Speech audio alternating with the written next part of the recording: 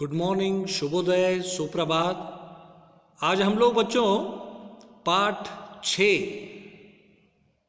6 जिसे हमने वर्ग में पढ़ा है, जिसे दोबारा हम लोग इस दृक् श्राव्य के माध्यम से दोबारा हम लोग इसे पढ़ने जा रहे हैं। आपके सामने बच्चों ये पाठ 6 जिसका नाम है चेरापूंजी से आया हूँ वह आपके सामने नजर आएगा। प्रप्रथम बच्चों पाठ 6 जिसका नाम है चेरापूंजी से आया हूँ, इस पाठ के लेखक परिचय के बारे में हम लोग प्राप्त करें। प्रदीप पंत जी का जन्म लखनऊ के हल्द्वानी में, जो उत्तराखंड में है, 24 अप्रैल 1941 को इनका जन्म हुआ है। पंत जी के अब तक 6 उपन्यास प्रकाशित हुए हैं बच्चों। प्रकाशित का अर्थ बच्चों आपको ध्यान ही है, आपको परिचय है इस शब्द का। प्रकाशित का अर्थ है पब्लिश होना। उपन्यास बच्चों इसका भी अर्थ आपको पता ही है, उपन्यास यानी नॉवेल। तो इनके कुल मिलाए 6 उपन्यास प्रकाशित हुए हैं। पंत जी की कन्नड़ में अनेक कहानियां अनुवादित हैं। अनुदित कहानियों के संकलन का नाम है न्याय मत्तु ईतर कथेगळु। कन्नड़ के अनुवादित कहानियों के संकलन का नाम है न्याय मत्तु ईतर कथेगळु। पंत जी के देश विदेश के यात्रा संस्करणों में 4 संकलन प्रसिद्ध हैं। पंडित जवाहरलाल नेहरू पर उत्कृष्ट लेखन के लिए पंत जी को जर्नलिस्ट वेलफेयर फाउंडेशन का यूरोप भ्रमण पुरस्कार मिला। उत्तर प्रदेश हिंदी संस्थान का प्रेमचंद अनुशंसा पुरस्कार उनको मिला। साथ साथ हिंदी अकादमी द्वारा 2 बार साहित्यिक कृति पुरस्कार से भी उनको पुरस्कृत किया गया है। साहित्यकार सम्मान और उत्कृष्ट व्यंग्य लेखन के लिए हिंदी भवन नई दिल्ली का व्यंग्यश्री सम्मान भी लेखक को प्राप्त हुआ है। तो प्रदीप पंत जी का संक्षिप्त में हमने परिचय प्राप्त किया बच्चों। अब वक्त है आगे बढ़ने का। तो आगे बढ़ते हम लोग प्रदीप पंत के जरिए लिखे हुए पाठ का आशय संक्षिप्त में प्राप्त करेंगे बच्चों। तो आशय इसका अर्थ है मतलब अथवा अर्थ अथवा इन इंग्लिश मीनिंग।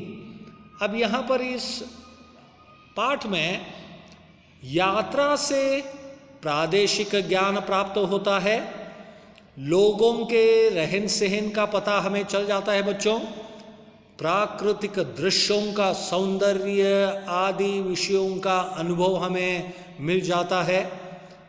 इस उपर्युक्त पाठ के जरिए हमें चेरापूंजी का परिचय प्राप्त करवाया जा रहा है। अब बच्चों आपने पाठ तत्पूर्व पढ़ा है, दोबारा इसे हम लोग विभिन्न आकर्षक चित्रों के साथ और जानकारी के साथ पढ़ने जा रहे हैं। मेघालय यानी बादलों का घर, बादल जहां पर इकट्ठा होकर संग्रह में आते हैं उसे प्रदीप पंत जी ने बादलों का घर कहा है। तो बच्चों आपको यहां पर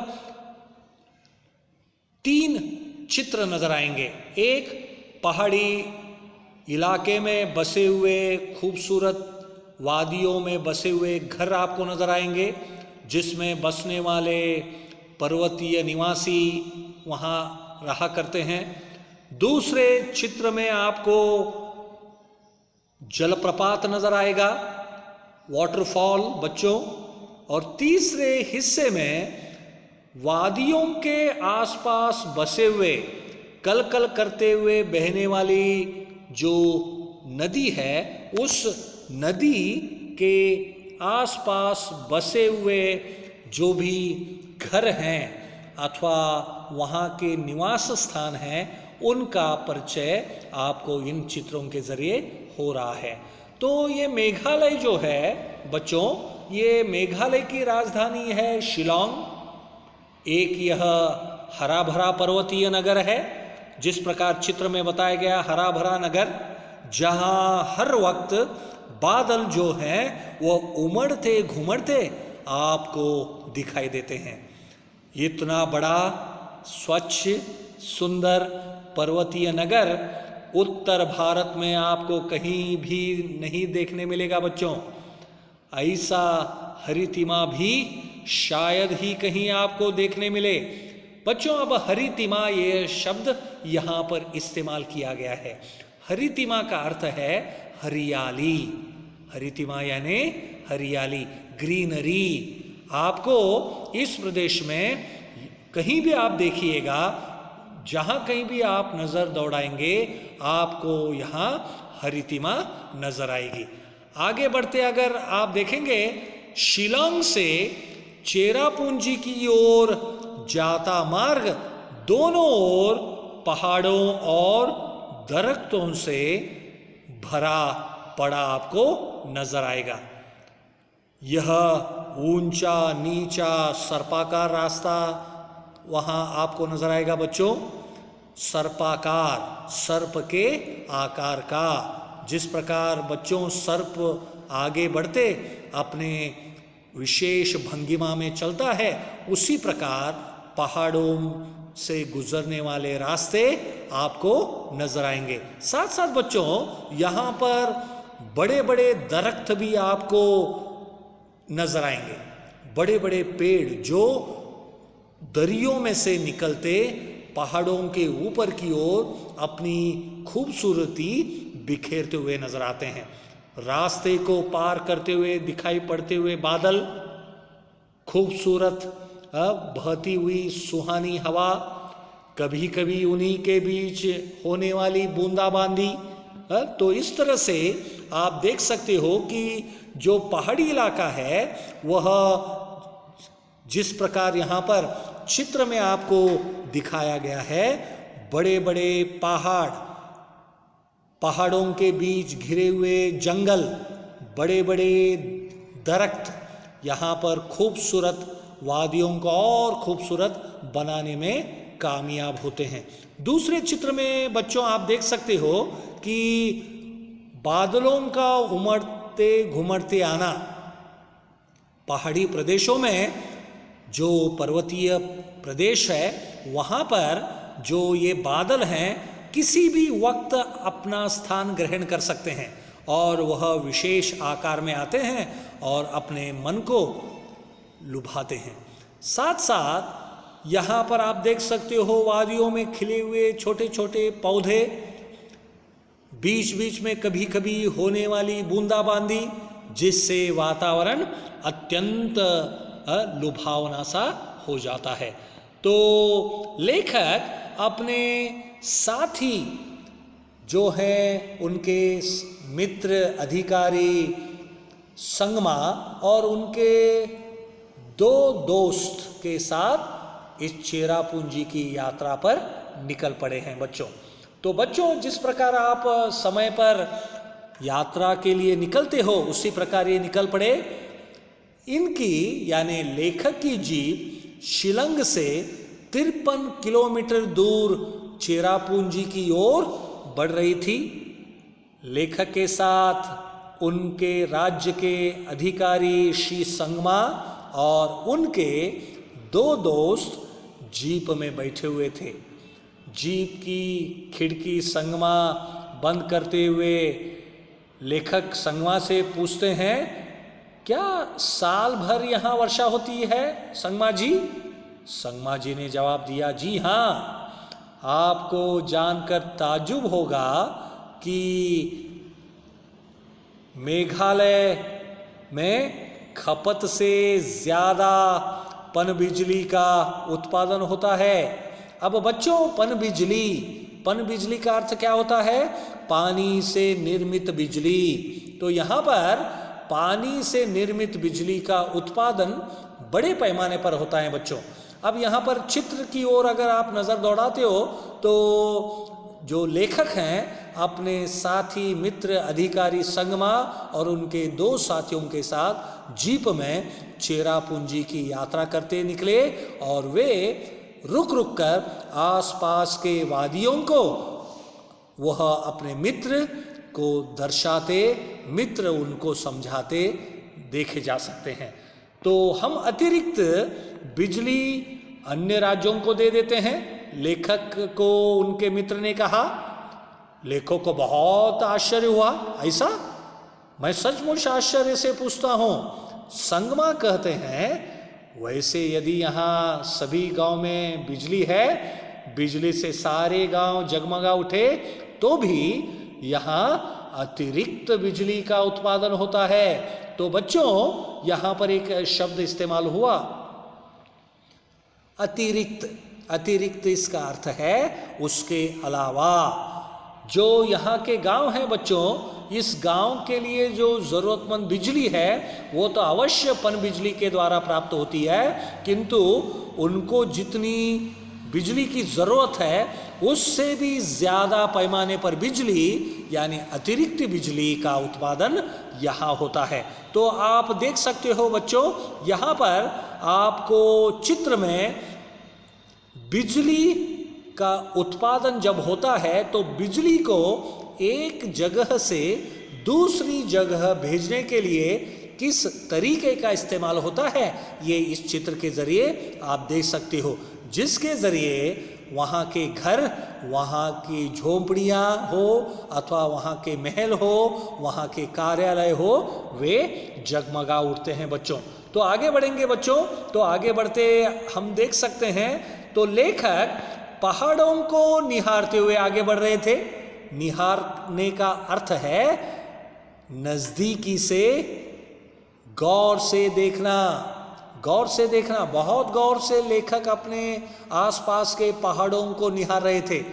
सड़क के उस पार पहाड़ी कोहरे से घिरी हुई नजर आई। 3 पर्वतीय अंचलों में बटा हुआ मेघालय लेखक को यहाँ नजर आया।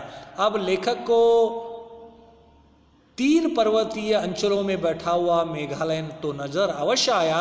उसमें एक पर्वतीय अंचल थी, वह है खासी पर्वत, गारो पर्वत और जयंतिया पर्वत। यहाँ पर बच्चों चित्र में आप देख सकते हो विभिन्न पहाड़ी इलाके, उनसे घिरे हुए नदियाँ अथवा झरने, उससे घिरे हुए प्रदेश को आप देख सकते हो बच्चों। इसे देखकर अवश्य हमारा मन लोभित होता है।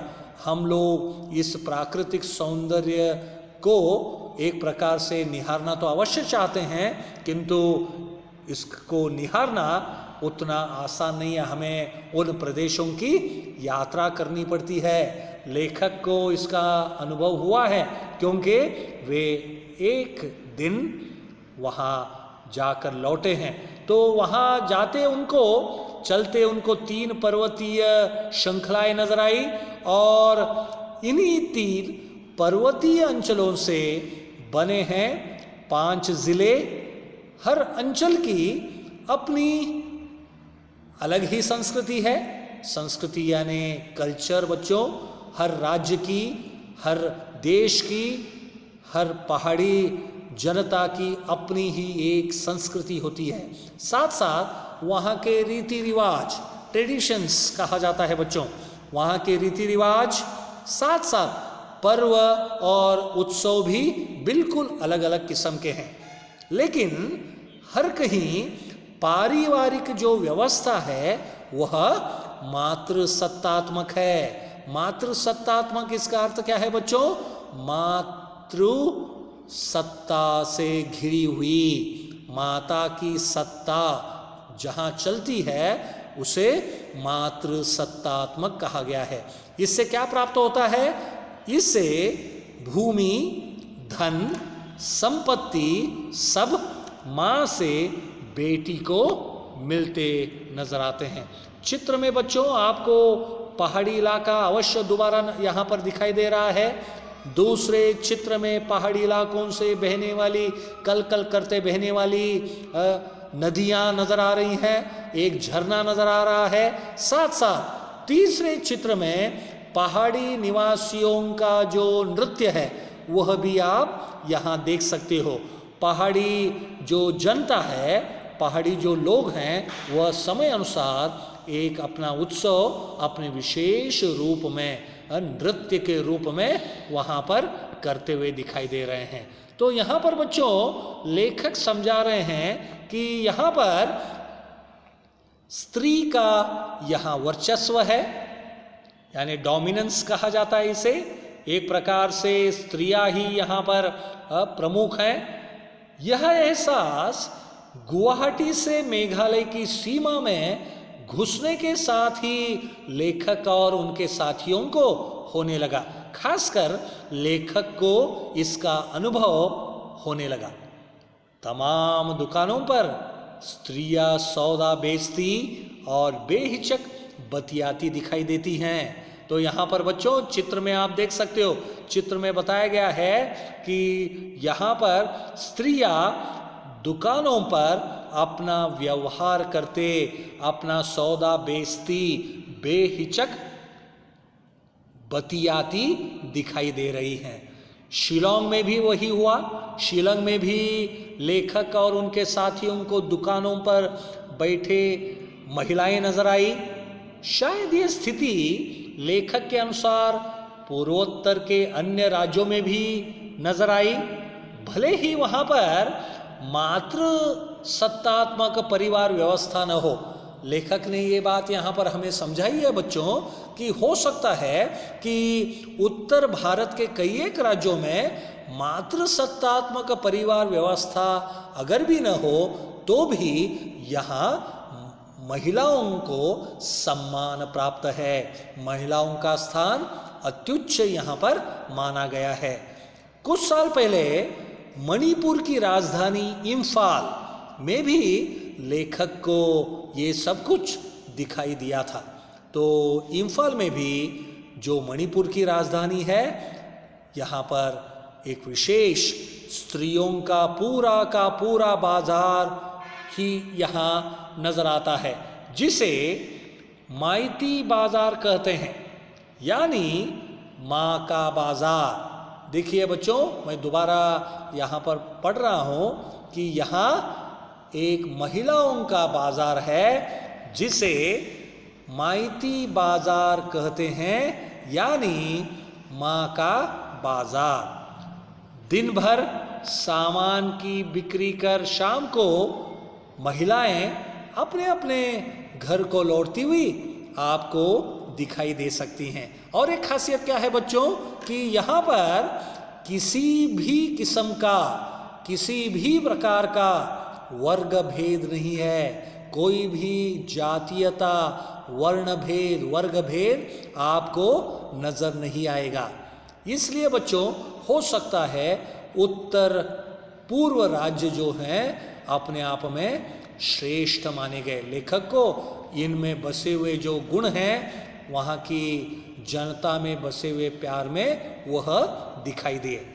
अमीर घरों की स्त्रियां भी यहाँ पर माइती बाजार में आपको मिल जाएंगी और गरीब घरों की स्त्रियां भी आपको बाजारों में नजर आएगी। तभी अचानक क्या हो गया, एक मोड़ पर चेरापूंजी का एक छोटा सा बाजार लेखक को यात्रा के दौरान नजर आया। यहाँ भी, इस बाजार में भी दुकानों पर महिलाएं बैठी हुई लेखक को नजर आई। फिर चाहे दुकान पर फल सब्जियां वे बेचते हुए नजर आए या चाय ही क्यों न बेचते हुए वह देते हुए नजर आए। लेखक अपने साथियों के साथ आगे बढ़े। तो यहाँ पर बच्चों, यहाँ चित्र में आप देख सकते हो कि पूर्वोत्तर राज्यों में दुकानों में जो अलग अलग चीज़ें बेची जाती हैं, वहाँ पर बेची जाने वाली चीज़ें बेचती हैं सारी महिलाएं। महिलाएं व्यवहार करते, महिलाएं सब्जियां बेचते, सौदा बेचते नज़र आ रही हैं। और दुकानों पर अलग अलग किस्म का व्यापार जो है महिलाएं करते हुए नजर आती हैं। इससे हमें पता चलता है बच्चों, यहाँ पर महिलाओं का स्थान अत्युच्च है। तो आगे जब वह बढ़े तो आगे कुछ अंतर वह चले गए, संगमा ने अपनी जो जीप थी वह रुकवा दी। सारे लेखक के साथ यात्रा कर रहे लोग जीप से नीचे उतरे। सामने देखते क्या हैं, नोशंग थियांग प्रताप, जो मासमाई प्रपात के नाम से लोकप्रिय है। देखिए बच्चों, यहाँ पर लेखक जब जीप से नीचे उतरे तो सामने उनको नोशंग थियांग एक खूबसूरत सा प्रपात वहाँ पर नजर आया, वाटरफॉल कहा जाता है। तो उसे वहाँ की जनता, वहाँ की ग्रामीण जनता, पहाड़ी जनता मासमाई प्रपात के नाम से जानती है। ऊंचे पहाड़ से सैकड़ों फुट नीचे पानी लगातार बेरोक टोक गिरता हुआ लेखक को नजर आया। लेखक कह रहे हैं, वह देखिए सामने रहा बांग्लादेश। संगमा के साथियों में से एक ने लेखक और साथियों को सामने जो बांग्लादेश है, बांग्लादेश का जो भूभाग है उसे बताते हुए कहा। यहाँ पर भी चित्र आप देख सकते हो बच्चों, यहाँ पर आपको विभिन्न प्रकार के पर्वतीय प्रदेश दिखाई गए हैं। नगर के अनेक इलाके यहाँ पर किस प्रकार विभिन्न इमारतों से भरे पड़े हैं, किस प्रकार का हाल हवा वहाँ है, इसका अंदाज़ा आपको हो जाता है। तो इतना जब उन्होंने कहा तो आगे बढ़ते बढ़ते लेखक उसी वक्त जीप से उतरे थे। तो देखते क्या है, हल्की सी धूप थी। तो थोड़ी ही देर में क्षण भर बाद वहाँ पर बादल घिरे हुए नजर आए लेखक को, और तुरंत थोड़े ही वक्त में हल्की हल्की वर्षा भी होने लगी। लेखक को इस बात से आश्चर्य हुआ। आश्चर्य होते ही तुरंत उन्होंने संगमा के आगे अपना एक पुराना ही प्रश्न दोहराया और पूछा, क्या साल भर यहाँ वर्षा होती रहती है? संगमा हंसते हुए बोलने लगे, पंत साहब ये चेरापूंजी है। इससे पता चलता है बच्चों कि चेरापूंजी में कभी भी साल के 12 महीने बारिश होती है। यहाँ पर चित्र में भी वही आप देख सकते हो, खूबसूरत से वादियाँ, वहाँ पर बादलों से टपकती हुई बूंदें आप देख सकते हो। तो ये पहाड़ी इलाकों में बार बार होने वाला एक अनुभव है। हाँ, ख्याल आया ये चेरापूंजी है। लेखक को याद करने में बहुत वक्त नहीं लगा, उन्होंने ये बात ध्यान में ली कि ये तो बिल्कुल सही है कि ये चेरापूंजी है। समुद्र की सतह से कोई 1300 मीटर ऊपर, जो विश्व में सबसे अधिक वर्षा वाले स्थान के लिए प्रसिद्ध है। देखिए बच्चों, ये समुद्र की सतह से कितना ऊंचा है? 1300 मीटर ऊंचाई पर स्थित है। हम लोग कभी कल कल छल छल करते प्रपात को निहार रहे हैं, कभी पानी से घिरे बांग्लादेश के भूभाग को निहार रहे हैं। तो यहाँ पर बच्चों देख सकते हैं आप, नीचे पहाड़ियों से नीचे कल कल करते बहने वाले झरने हैं, ऊपर से पानी प्रपात से कल कल छल छल करता नीचे गिर रहा है। तो सामने पानी से घिरा हुआ बांग्लादेश का भूभाग भी लेखक को नजर आया। तो बच्चों, भूभाग, भूभाग में 2 शब्द छिपे हुए हैं, भू अधिक भाग। भू यानी जमीन, जमीन का हिस्सा। बांग्लादेश के जो हिस्से हैं अथवा बांग्लादेश की जो जमीन है उसका एक हिस्सा लेखक को उस ऊंचे स्थान से दिखाई दिया है। तो यहाँ पर आप देख सकते हो पर्वतीय प्रदेश से बहने वाली, कलकल करते बहने वाली नदी आपको दिखाई दे रही है, वह एक विशेष ध्वनि करते हुए बहती है। दूसरे इसमें चित्र में आप देख सकते हो पहाड़ियों से नीचे टपकता हुआ पानी का प्रपात, वाटरफॉल नज़र आ रहा है। ऊपर आपको आसमान में खूबसूरत से बादल नज़र आएंगे जो यहाँ पर बरसते हुए भी दिखाई दे रहे हैं। तो वर्षा फिर बंद हो गई लेखक के लिए, फिर थोड़े ही वक्त में धूप खिलाई। इसी तरह वर्षा जो है वह धूप कोहरे की लुका छुपी का जो खेल है वो इसी प्रकार चलता रहा। लेखक को इसका एहसास होने में बहुत देर कि थोड़े ही क्षण के लिए वर्षा का होना, धूप का खिलना, कोहरे की लुका छिपी का खेल चलना, ये तो सर्वे सामान्य है। यहाँ पर बच्चों, यहाँ चित्र में आप देख सकते हो जो पहाड़ी लोग हैं वो अपना एक विशेष नृत्य करते हुए दिखाई दे रहे हैं। तो यहाँ पर लेखक जो हैं वह अपने जीप में बैठकर लौट रहे थे। संगमा ने देखा रास्ते में खासी, जयंतिया और गारो पहाड़ियों के लोगों के बारे में बताया। वे कहने लगे खासियों को यहाँ सम्मान की दृष्टि से देखता है। पहाड़ी जो लोग हैं वे खासी लोग यहाँ पर सम्मान की दृष्टि से लोग उनको पहचानते हैं। यहाँ पर आप देख सकते हो पहाड़ी जो लोग हैं वे किस प्रकार से उनका पहनावा है, किस प्रकार उनके घर हैं, किस तरह से महिलाएं वहाँ की नृत्य कर रही हैं। उनके पीछे जो खूबसूरत वादियाँ हैं, पहाड़ हैं, दरख्त हैं, वह उस माहौल को किस प्रकार खूबसूरत बना रहे हैं। तो करीब 6 लाख गारो लोगों की मातृभूमि ये गारो पर्वतमालाएं हैं।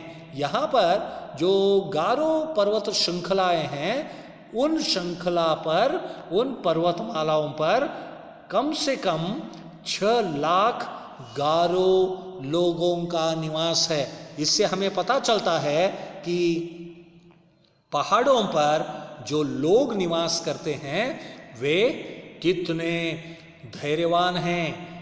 यह माना जाता है कि गारो समूह बोडो जाति का एक अंग है। नोंगक्रेम खासियों का एक प्रमुख नृत्य है। देखिए, खासी पहाड़ियों पर रहने वाले लोगों का प्रमुख नृत्य है नोंगक्रेम।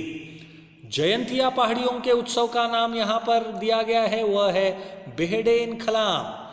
जयंतिया नामक पहाड़ियों पर रहने वाले लोग जो एक विशेष उत्सव को मनाते हैं जिसका नाम है बेहडेन खलाम। यहाँ पर बच्चों आपको पहाड़ी लोग दिखाई देंगे चित्र में। यहाँ पर देखिए विशेष उनका पहनावा किस प्रकार आकर्षक नजर आ रहा है। यहाँ दूसरे चित्र में भी आपको स्त्रियां जो हैं वह नृत्य करते हुए नजर आ रही हैं। विशेष पहाड़ी नृत्य जो बहुत ही लुभावना सा होता है। आगे चलकर एक स्थान पर जब जीप रुकती है, हम उतरते हैं, बगल में एक गोलाकार विशाल पत्थर है।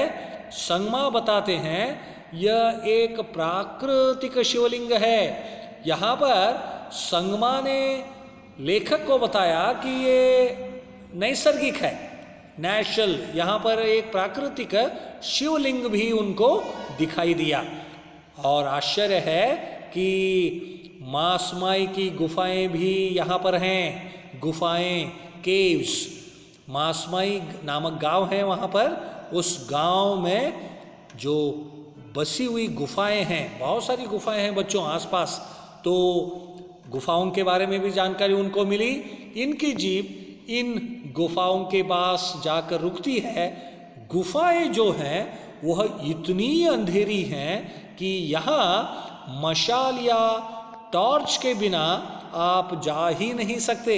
यहाँ पर तीसरे चित्र में आप देख सकते हो कि यहाँ पर पहाड़ियों के बीच जो गुफाएं हैं वह देखी जा सकती हैं।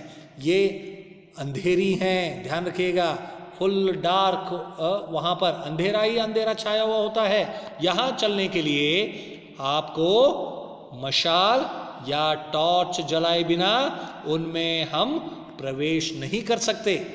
संगमा का एक साथी वहाँ पर था, उसने कहा कि यहाँ मशाले और टॉर्च के बिना हम लोग जा ही नहीं सकते। हमने मशाले जला ली, यानी लेखक को संगमा के साथी ने कहा था कि मशाले होना बहुत आवश्यक है। मशाले उन्होंने जला ली और ये सारे लोग गुफाओं के अंदर जा पहुंचे। देखते क्या है बच्चों, गुफा के अंदर अगल बगल ऊपर नीचे पत्थर ही पत्थर हैं। सदियों से ये गुफाएं इसी तरह हैं और दूर, बहुत दूर तक चली गई हैं। हम लोग कुछ दूर जाकर लौट पड़ते हैं जैसे आश्चर्य लोक से लौट रहे हैं। यहाँ पर चित्र में आप देख सकते हो बच्चों, क्या देख सकते हैं कि ये जब आगे बढ़े तो एक प्रकार से उनके हाथ में जो एक प्रकार की लालटेन थी अथवा एक मशाल थी, उन मशालों की सहायता से सदियों से वहाँ पर खाली पड़ी गुफाओं के अंदर वे गए। दूर दूर तक ये गुफाएं फैली पड़ी हुई नजर आई और आसपास के सारे लुभावने से प्रदेश को देखकर वे जब लौट पड़े तो लेखक को लगा कि ये विशेष आश्चर्य लोक ही है और इस आश्चर्य लोक से वे लौट आए हैं। तो चित्र में आप देख सकते हो बच्चों कि यहाँ पर गुफाएं बताई गई हैं। गुफाएं खासकर आपको बताएं अंधेरी होती हैं, यहाँ पर भी अंधेरी गुफाएं थी जिससे लेखक के अधिकारी मित्र संगमा और उनके साथी मित्र देख कर लौटे। तो इस प्रकार बच्चों लेखक ने यहाँ पर जो उन्होंने अपनी यात्रा की, उस यात्रा का खूबसूरत सा वर्णन हमने इस पाठ के जरिए समझा। तो आशा करता हूँ कि आपको ये पाठ का रूप अच्छा लगा हो। धन्यवाद।